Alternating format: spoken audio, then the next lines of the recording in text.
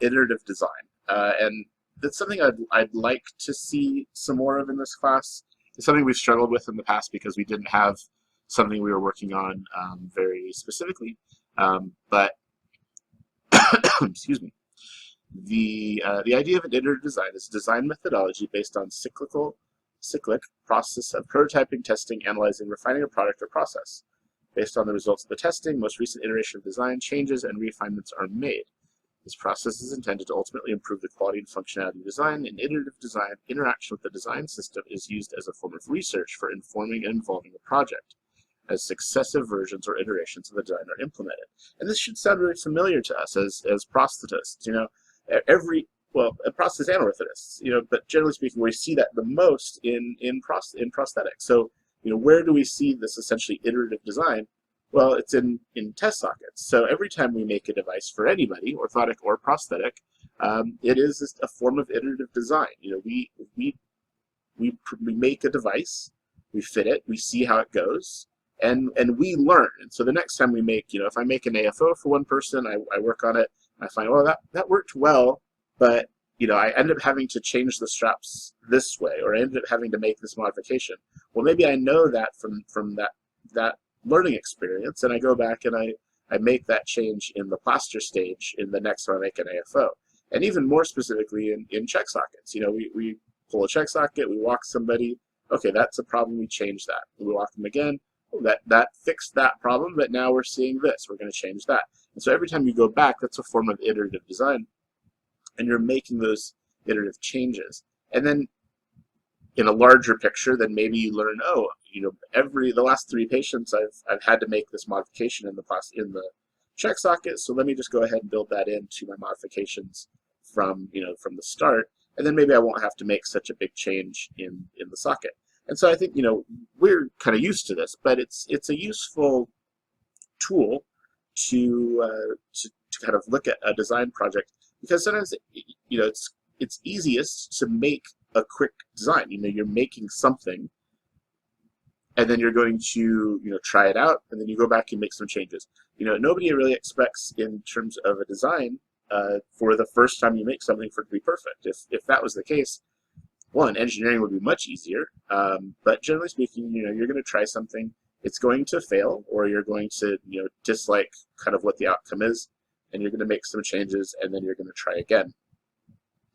So my example of this, and it's a little harder to do this with video, but I'll see if I can show you some things I'm talking about, is this story about the clips. And this clip, if you've been around East Campus and their office, there's been some changes because somebody else has kind of taken on this project, so now it's been even more updated than kind of when I was working on it.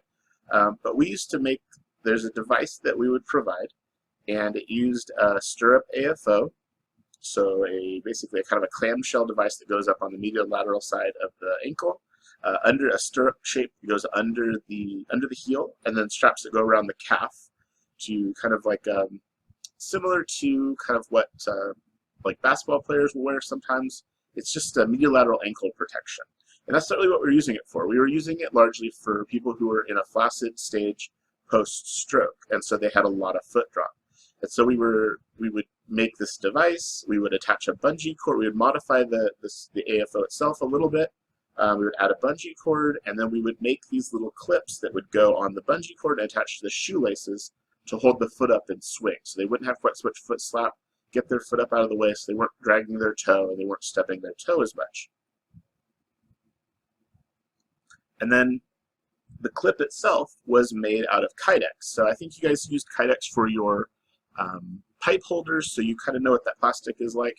So every one of those clips to clip between the bungee cord and the shoelaces would be made of Kydex. So somebody, when I very first started with Loma Linda as a volunteer, I did a bunch of them doing this. It was just something that they gave volunteers to do. Residents, if they had a resident, but otherwise it was just kind of whoever kind of got tasked with it would make these clips. So you would take Kydex and you rip it into 1/2-inch strips on the bandsaw or on the table saw, and then you would cut those down into a length, and then you'd have to smooth all the edges up, so over and over and over again, just like smoothing 50 of the little pieces of plastic for your pipe holders, but smaller, the size of a double length stick of gum maybe. And then you'd round all the edges, smooth all the edges, and then you'd take them all to the oven room and you'd throw them all in the oven, and then you'd form them into this kind of S shape. And so it made this little like S clip that you could hook on the excuse me, on the bungee and on the shoelaces. So these clips we were making them a lot, and skipped forward a couple of years basically, and I was in my 10th quarter, my externship quarter, and I was there at East Campus, and one of the clinicians, we were just kind of discussing, we had our 3D printers by then, and we were kind of just discussing things that could be functionally made on a 3D printer that would be helpful. And so we had a few things that were kind of test cases for, like, oh, we could make this, we could make that. And actually we're going to make today in class, we're going to make one of the other things that was one of the first things that we designed and started printing out as just a useful around the office tool. But one of the first things that we made that was actually going on a patient was this. And like I said, one of the other clinicians suggested, well, how about these little clips? Instead of making them out of Kydex, could you 3D print these? And I said, yeah, I think so. And so it was like I don't know, Friday probably. And so that weekend, I kind of sat down and I spent a little bit of time making one of these clips. And it looked kind of like this one that you see on the screen. It was a little different than this, but it was, functionally very similar in size, and shape. But it didn't have the this little reinforcement right here. It didn't have, you can't quite see it, but I think there's a little reinforcement strut in the back as well. And it was a little bit thinner. You can't really see the size of this. It looks big, but it's actually the whole thing in the finished project was just a touch under 2 inches probably. And the first one was even smaller than that. It was maybe 1.5 inches, 1.25 inches. And so I printed one, and I took it to the person who had suggested it, and I said, is this what you had in mind? And they said, oh, this is sort of okay. It's kind of thin, and they kind of flexed it and tweaked it and looked at it, and they said, it's kind of thin, it's a little bit, it's probably a little bit soft, it's probably going to break. And I said, okay, no problem. Let me just run back. And I modified it. I doubled the thickness through this wall here and carried that around the outside here. I added the strut that kind of goes in here. Actually, probably didn't do that quite yet. I just made it a little thicker and a little bigger. And that maybe took 15 minutes to make those adjustments. And then I sent it to the printer, and I want to say those first ones were taking about 20, 25 minutes to make. Maybe a little bit less time than that, but that's about it. About a little under half an hour. And so about half an hour later, or 45 minutes with the design time, I had the next iteration. And so we were able to take that back to him and say, okay, how's this look? And he said, oh, I think it's okay. Maybe show it around. Show it to Davidson, show it to Carlo, show it to a few other people. And they were looking at it, and they said, well, this bend is too flimsy. It just flexes too much. I think it's going to just kind of slip out. It's going to do something weird. Can you make that a little bit more robust? And so I ended up thickening this wall. So this wall is a little thicker across here than this is. And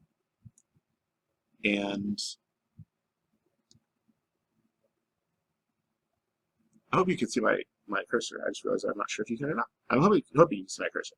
Anyhow, and then I think I did that and then printed it again, and they said, oh, it's better, but maybe still a little more flimsy. And so I added this additive layer down here. So it was like a strut to kind of go around the outside to make this even more corrugated, a little bit stronger. And so, the point is, over the course of basically one morning, like from 9 a.m. when I came in that morning and printed the first one till about noon, I went through, I don't know, 6 design iterations, and pretty much came to a design that we then used for several years. It was kind of good enough to do the thing we wanted it to do. We were able to just print them off. Once we had that design, we talked about repeatability in class on Monday. We had that ability to be repeatable. I could put several of these clips on a plate. We'll talk about kind of the specifics of 3D printing later, but just kind of understand that I could print out one of these on a plate, or I could print out several at a time. And so I was able to print 6 or 8 at a time, and just hit go and walk away. And it took probably 2 hours, something like that, to print all of them, maybe a little more.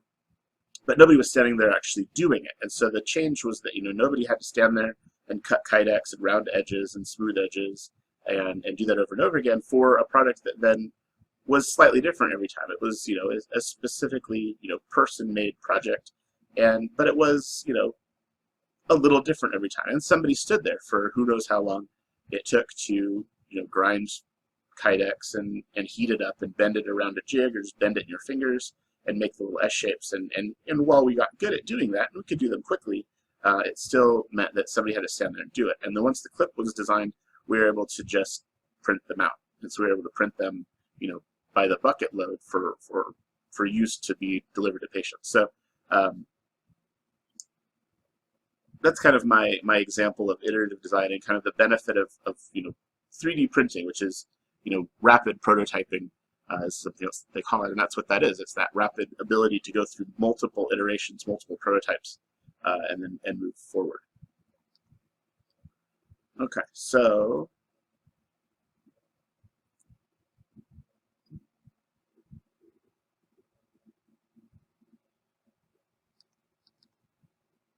ooh, that's not what I wanted to do.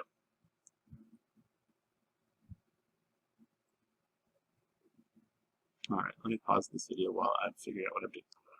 Okay, I got out of that Zoom. Sorry, it's new tools being new tools. I'm not sure if you could see the cursor in that part where I was talking about different areas. Just to recap real fast, hopefully you can see my cursor now. The area I was talking about where I was, this wall was too thin, this wall was too thin. Eventually I made these walls thicker. To me, it was like the first change I made. When this area was too flimsy and was bending too easily, I made this wall thicker. When it was still a little bit flimsy, I added this corrugation that went around the outside here. You may have been able to see that when I talked about it before. I'm not positive, and since I can't actually go back and look until I actually stop this recording, and I don't want to do that, I just want to recap those. Okay, so I think that's everything about the clips. We could talk about more if you have questions about kind of that design process. So let's go ahead and work towards making something. So let's make a new account with Autodesk. You may have an account. If you have an active student account with Autodesk, then you can use that. Some of you may have an active student account with Autodesk from school before you came here. You may have already be interested in this and have made an account. If that's the case and you have an account made with your LU account, use that. You can use that. You don't need to make a new account. You won't be able to make a new account necessarily. But if you don't have one, which I assume is most of you, go and make one. So go to Autodesk, click sign in. I'm going to put this lecture or this PowerPoint up so you can follow these along without following it in this video if you need to, but if you can follow along in the video, that's fine. 6 of 1. So go to Autodesk, click sign in up at the top, click sign in again. There's a little drop down, click sign in again. Click create account, make a new account with your LAU address. Autodesk has some nice free software and free access for students, so I'd like you to get an account with them so that you can take advantage of some of the things within this class. And then if you get into this and that's what you want to do some more of in your free time, then you have access to it too. So click create account down here at the bottom. Fill in all this stuff, first name, last name, email, confirm email, make a password, apply or agree to the terms of service, click create account, and then I'm not 100% sure exactly what the next step is exactly because I already had an account and I don't have a way to make another account just to check. I assume that the next step will be to have you go to your email. So you can go to webmail.lau.edu, log in with your regular email. You should be able to just confirm that you made an account. Click that link. It'll probably take you back to Autodesk to then be able to log in.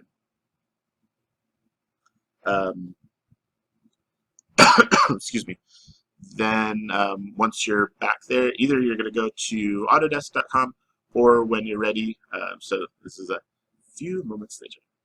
Having made your account, we're going to go to TinkerCAD. So TinkerCAD is tinkercad.com. It's a low learning curve CAD system.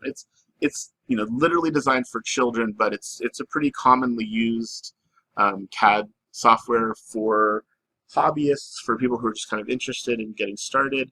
And I think it's really useful. You know, you're gonna scoff a little maybe, and people kind of turn up their nose at things that are potentially originally designed for children.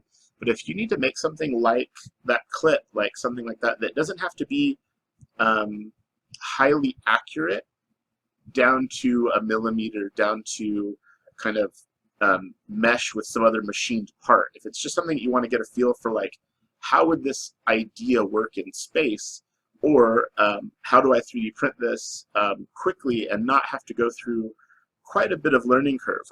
CAD software has quite a bit of difficulty kind of in just thinking about how you interact with the software, how you move around in the space of the software, if that makes sense. You're going to see some of that later on. I'm going to try to get you into a little bit more advanced CAD suite, but we're going to see kind of how TinkerCAD goes, basically, because it's a very simple, I feel like a fairly intuitive. Some people have struggled with it, but generally speaking, most people kind of get it as a software, just to kind of get your head into designing in physical space. So let's go ahead and do that.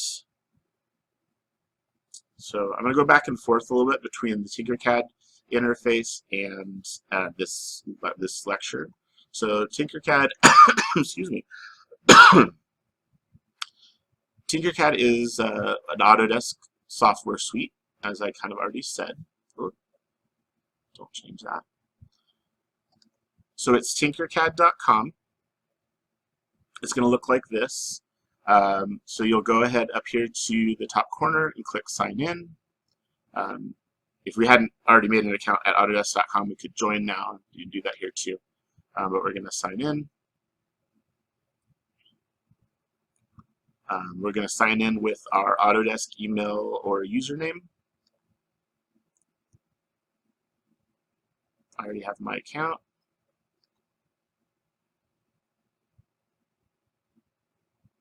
Hopefully my password that's saved is correct. Just try that here in a second. Looks like that was good. Good. So it's going to show you all of your designs. Just whatever, you know, in your case, you're going to be logging in for the first time. You don't have any designs necessarily. These are designs and things that I've done in previous classes and my own stuff.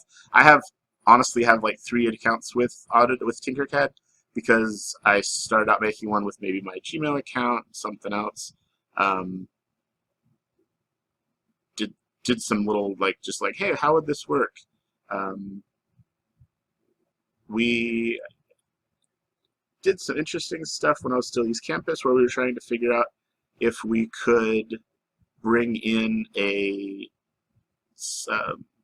design from radiology, that data from radiology. And so this pelvis here, you can see that there's a gap in that right pelvic crest, and excuse me, and that is the result of cancer. So they were trying to visualize and to show the patient and to consider how they were going to go in and do the surgery.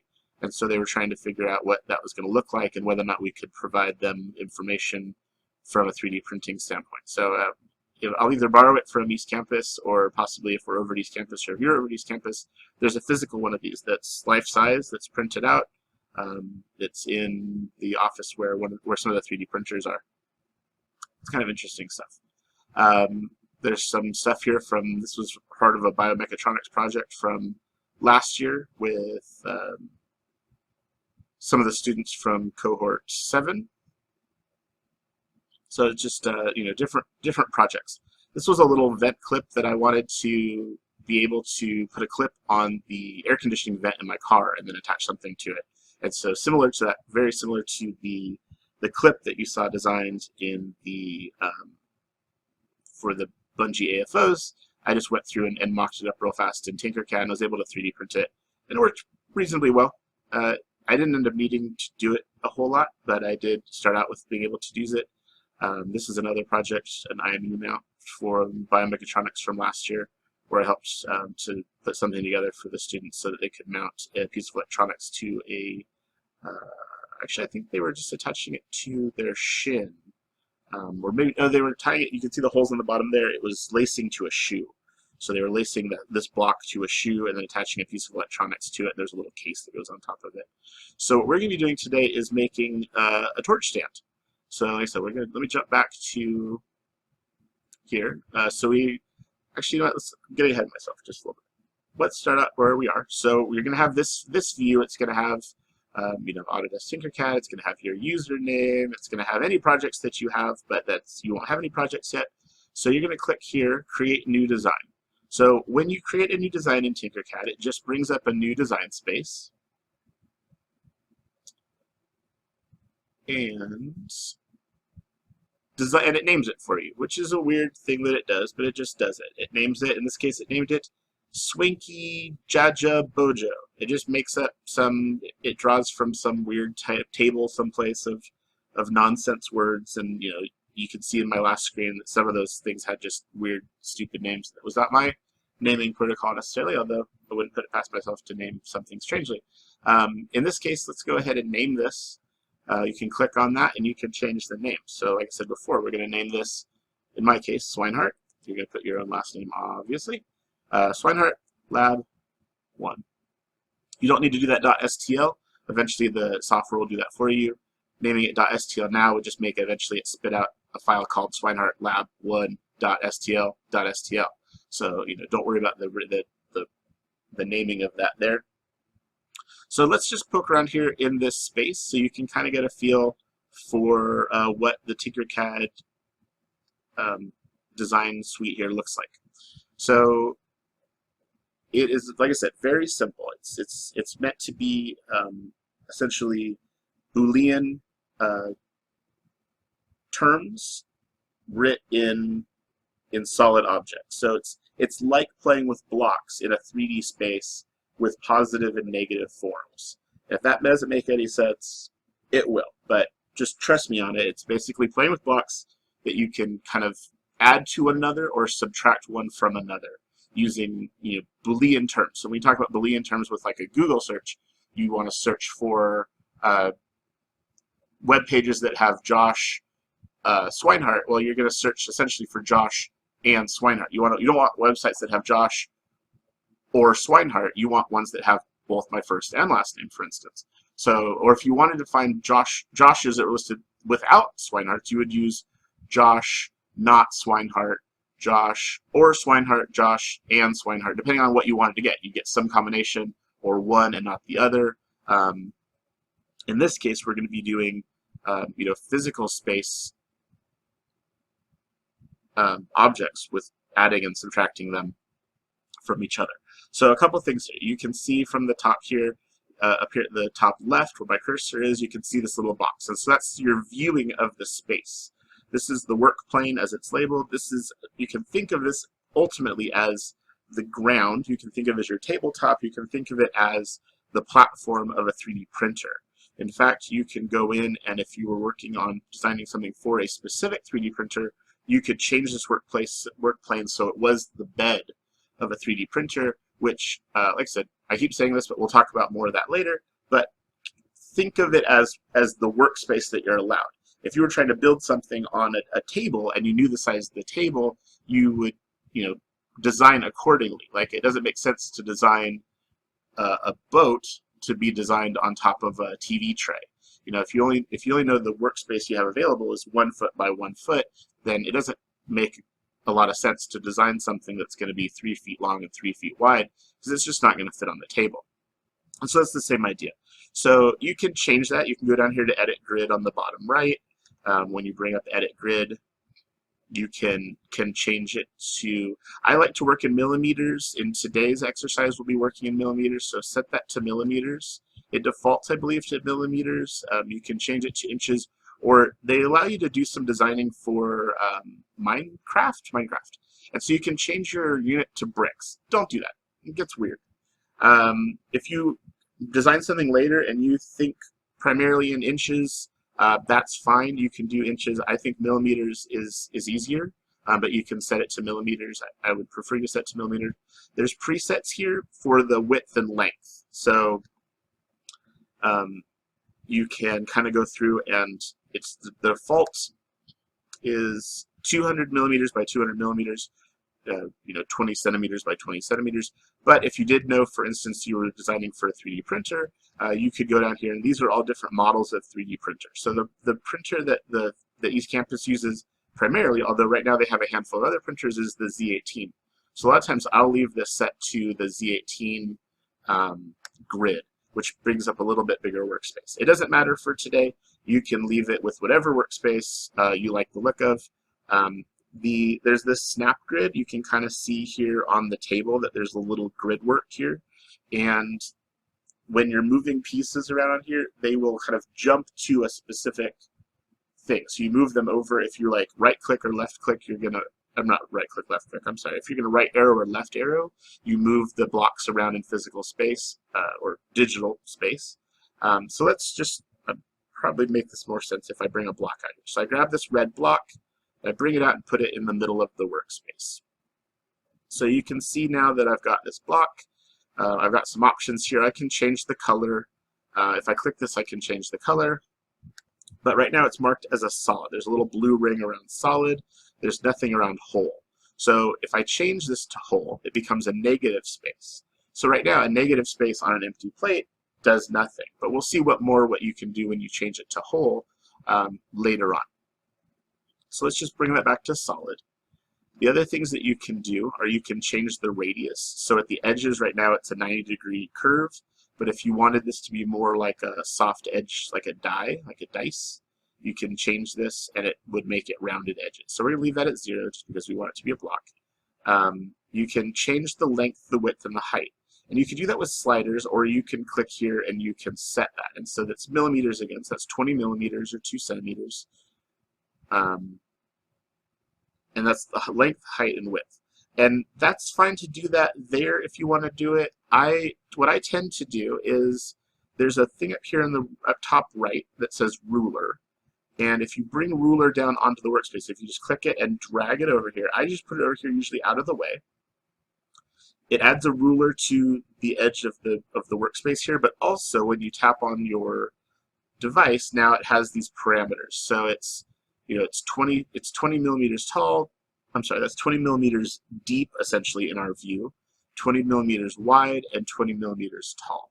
So if I wanted to make that twice as large, I could change this. Maybe. Okay. So you can click on it and then you can type in what you want. So I'm changing it to 40, 40, and 40. And that's going to change the parameters there. So this is the height, this is the depth in this view, this is the width.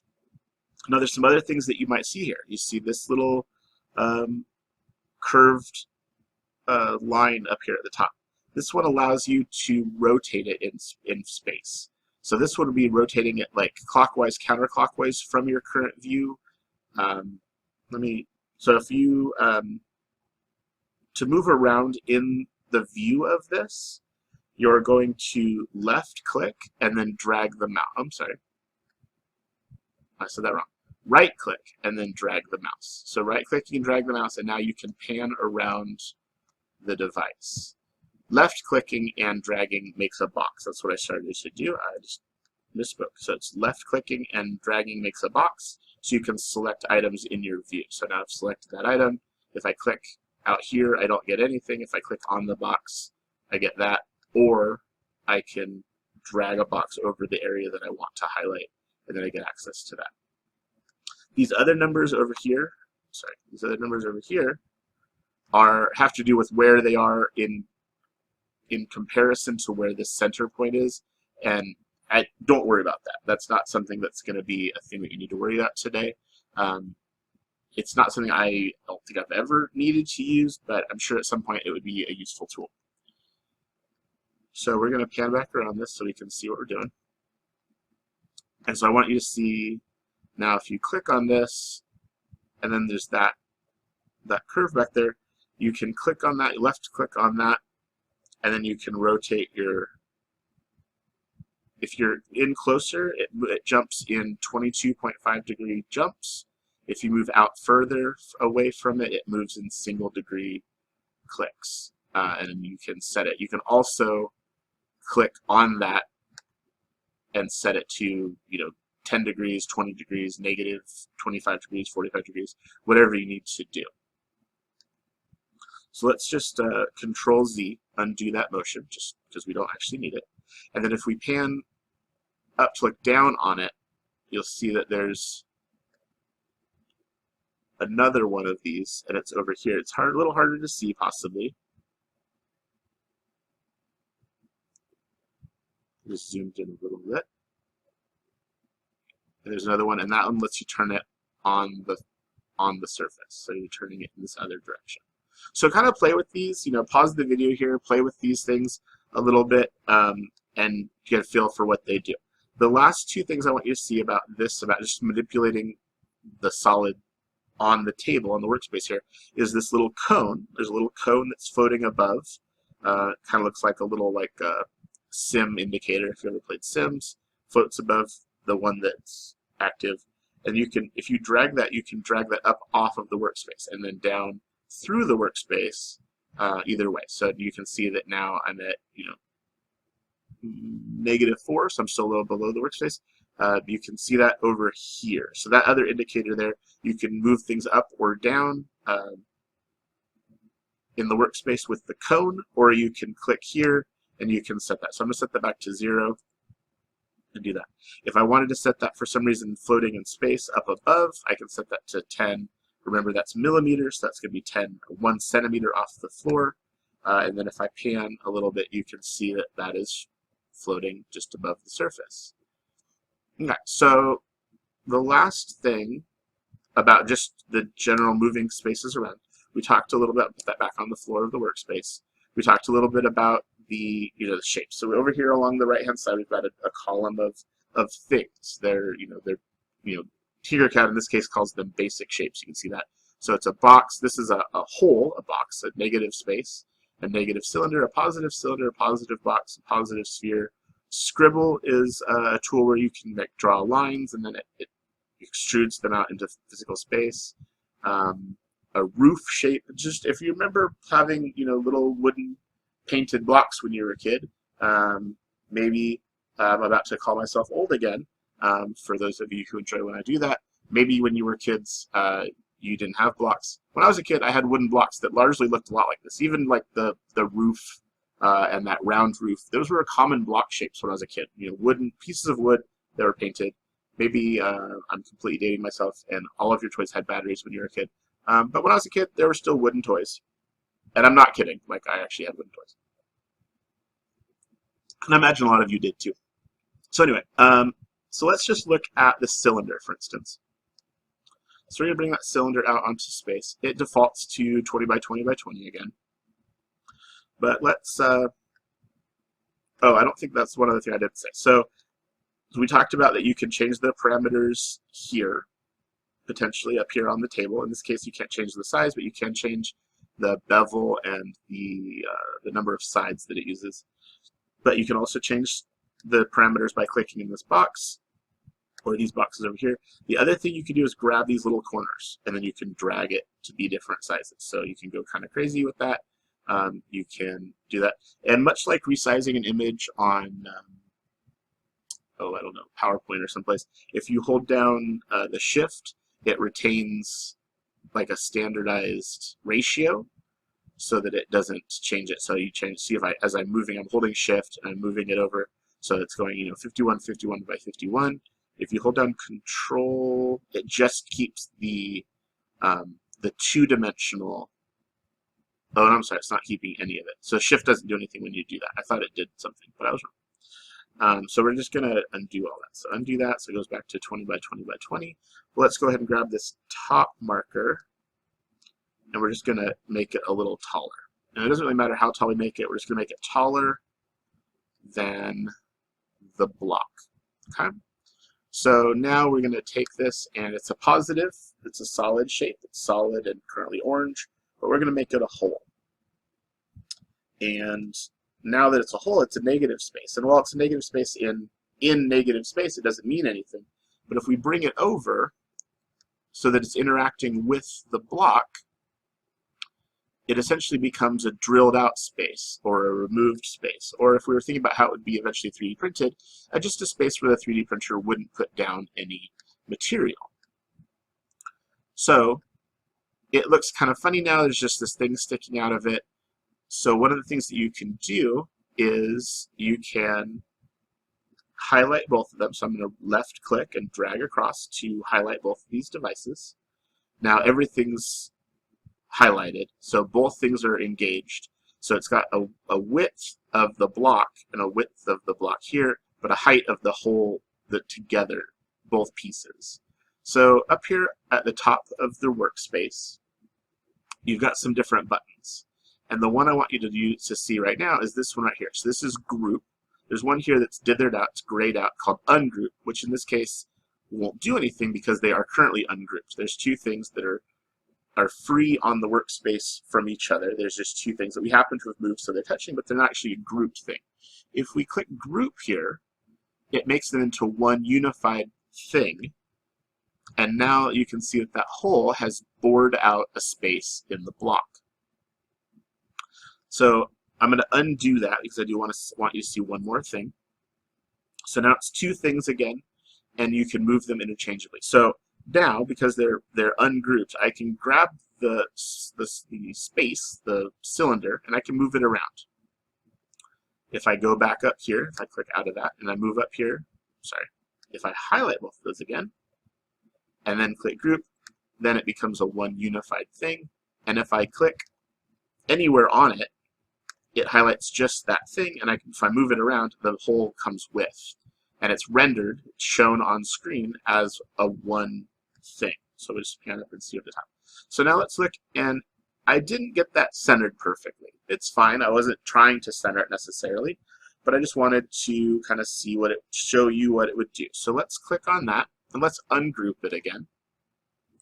And then we do have some tools here where you can center things. So we're going to highlight both of the things. So we're going to draw a box around both of them. You could also, if you didn't want to draw a box, so it's left click and drag to make a box, you can also press shift, click on the one thing, so that's just the cylinder highlighted, and now click on the box, and now it's the box and the cylinder highlighted, so you have both things now. So up here, you can see there's two more buttons. This one's mirror, so you can flip it, you can mirror the image, right, left, up or down. And then this one is align. And so the align tool brings up all these little black dots with these black lines. So let's say we wanted to, let's pan up so we can kind of see the top. So I'm right clicking and then dragging so that I'm dragging it to the top. And so now these black lines are still there. Excuse me. So this black line would move the cylinder up to the top. So it would align it with the top edge, the back edge from our previous view. It's harder to, I always almost want to revert to anatomical terms. So I'm always kind of like, it's the posterior. So we could do that. We could think of this block as like the anterior, the posterior, the lateral sides. So you could think of it that way. So this block would move that, would align the posterior edge of the column and the posterior edge of the block to each other. This one would align the anterior edge of the column and the anterior edge of the block to each other. This one would center it. So right now I'm just going to center it. So it's going to center the midpoint of the column and the midpoint of the block. And then you can do that in all three kind of in X, Y, and Z parameters. So that is centered in the anterior posterior. This would would align it to the lateral side, to the other lateral side, or to the middle. So we're going to align it essentially mediolaterally, align it in the middle. And now if we view this way, you can still align it this way. So that would move the block up so that the block moves to be aligned in the middle of the column. It doesn't actually matter in this case because in all of these cases the end product would be the same. You can see how if I moved that up, it would still be, the column would still bore a hole out in the block, in the middle position it would still be, and in the bottom position it would still be. So I'm just going to leave that one alone. So we're going to click out of that. And now, if I highlight both of those, left clicking and dragging, and then group them, you can see that it is a hole that's aligned. It's maybe hard to tell that it's aligned because you're looking at it slightly askew. That is where, like, this box up here that we talked about briefly, this will view, that changes it to as much kind of on top as you can get it. Excuse me. You can click on the different aspects of this. So you can click, you know, right, left. You can use this box up here to move around. I don't typically, but you could. I typically, you know, right click and then drag to float around the space. Okay, so I know that was kind of a lot, but that was generally the main portions of kind of what we're looking at in terms of how you work in this space. So I play with this a little bit. You don't have to make this box and this cylinder necessarily. You could do some things like bring a sphere out here and take a chunk out of the side of this. So we're going to bring this, let's say we're going to bring that up. So we're going to grab that pyramid shape or the little cone shape and drag that up in space. You can use the align tool if you wanted to do that and get it aligned in a certain way. That's probably, we can move that over just a little bit. If you highlight it and you use the arrow tools, the arrow keys on your keyboard, you can move things around like that. And it jumps at the moment in 1 millimeter steps. You can see here where the snap grid says it's going to move it in 1 millimeter steps. So it's going to be 1 millimeter at a time. And then let's just, let's make that ball a hole. Highlight both of them, left click and drag to highlight everything, group those, and now that ball disappears, but it's taken out a chunk, and you can actually see where the hole that the ball made intersects with the hole that the column made, and you can see a little kind of keyhole shape into your column. Okay, so if there's anything you run into past that, I don't want to spend much more time just on like kind of how things can get moved around in here. I want you to kind of explore and figure out some of that for yourself.